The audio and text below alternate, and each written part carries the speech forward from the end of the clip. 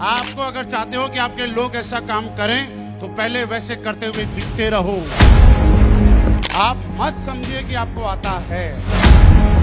कोई बोलता है कि मैं बहुत मेहनत कर रहा हूं, चेक नहीं आ रहे, उसको बोलना बैठ मेरी बाइक के पीछे बता किसको प्लान देना। मैं आपको सच बताऊं, आपके डाउन में बहुत सारे ऐसे लोग हैं जिनको प्लान देना तक नहीं आता। लगातार प्लान कीजिएगा, अदरवाइज प्लान करना भूल जाओगे।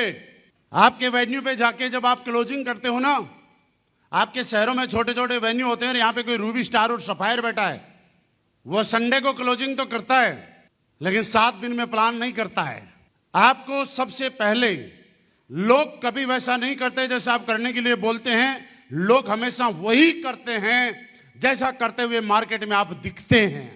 आपको अगर चाहते हो कि आपके लोग ऐसा काम करें तो पहले वैसे करते हुए दिखते रहो। जैसे दिखते रहोगे वैसे लोग करते रहेंगे। तो लगातार आप लोगों को प्लान प्लान प्लान प्लान करते ही रहना है। किसी भी लेवल पे आपको प्लान, किसी भी लेवल कुछ भी बनो, लेकिन प्लान आपका छूटना नहीं चाहिए। लेकिन प्लान भूल जाओगे अदरवाइज। और आज मैं आपको बताऊं क्योंकि प्लान वक्त वक्त पे चेंज होता रहता है। चेंज नहीं होता, कुछ टेक्निकल चीजें बढ़ जाती है उसमें। जैसे पहले 7 प्रोडक्ट थे, बाद में 9 हुए, बाद में 10 हुए, फिर 19 हुए, फिर 50 हुए, फिर 90 हुए, फिर 100 हुए, फिर 80 हुए, फिर 120 हुए, 30 हुए, 40 हुए, बढ़ते ही जा रहे हैं ना। जब आप प्लान नहीं दोगे तो आपको थोड़ा ही पता है कि कितने प्रोडक्ट आ जाएंगे। आप जब आपकी प्रोडक्ट ट्रेनिंग फ्री की चलती है तो आप और आपकी टीम का हर लीडर उस ट्रेनिंग को ईमानदारी शिद्दत के साथ पूरी अटेंड किया करो। और आप उसमें बैठ के ये चेक किया करो कि आपकी टीम के कितने लोग उस ट्रेनिंग के अंदर कर रहे हैं।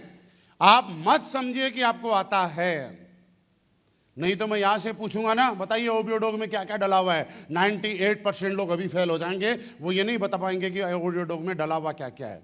ऐसा लगता ही है मुझे आता है, लेकिन आता नहीं है, क्योंकि सीखने की कोई लिमिट नहीं है। प्लान करते रहिए कि आप फॉलोअप पे लगातार जाइएगा। आपकी टीम में अगर कोई भी कमजोर पड़ रहा है कहीं भी, आपकी टीम में जिसका भी प्लान कमजोर है और जिसका भी चेक कमजोर है, आप उसके साथ उसको बुला के बाइक पे जाइएगा, कोई फर्क नहीं पड़ता है। और कोई बोलता है कि मैं बहुत मेहनत कर रहा हूं, चेक नहीं आ रहे, उसको बोलना बैठ मेरी बाइक के पीछे बता किसको प्लान देना है। और मैं आपको एक चीज और बताऊं, जब किसी के साथ जाके आप किसी को ये बोलोगे कि तू प्लान दे और आप वहीं बैठे रहोगे तो आपको पता चलेगा प्रॉब्लम कहां है।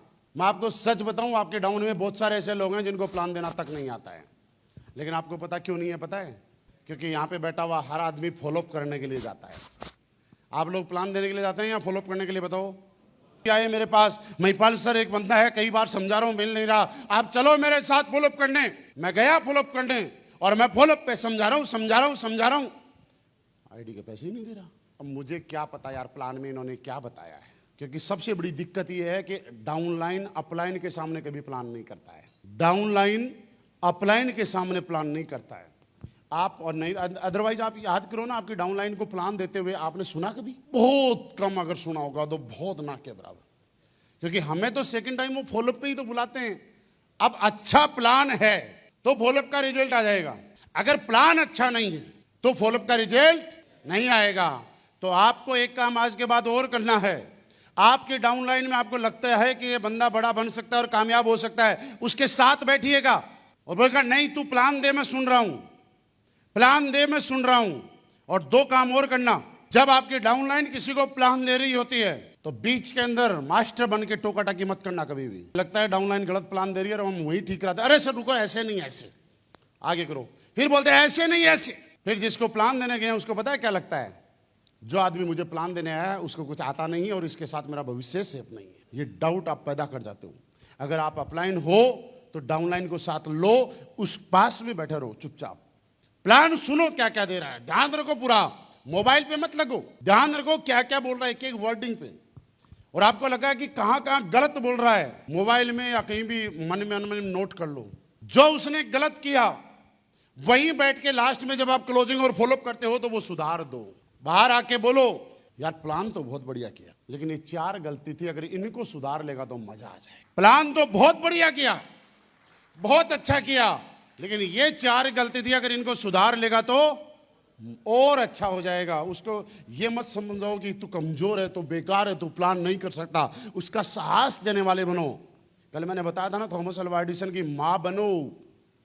उस स्कूल के टीचर मत बनो जो उसको बताओ कि हम तुझे पढ़ा नहीं सकते, उसकी मां बनो और उसको बताओ कि तू बहुत कुछ कर सकता है, तेरे पढ़ाने लायक इस स्कूल में टीचर नहीं है।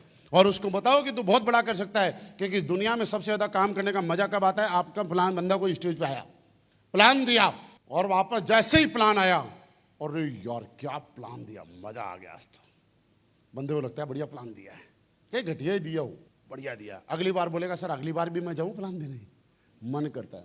आप जैसे ही पहली बार उतरा, आपने टोक दिया तो उसका कॉन्फिडेंस आपने वहीं खत्म कर दिया। आप किसी का कॉन्फिडेंस डेवलप करने की वजह बनो, किसी का कॉन्फिडेंस खत्म करने की वजह कभी मत बनना।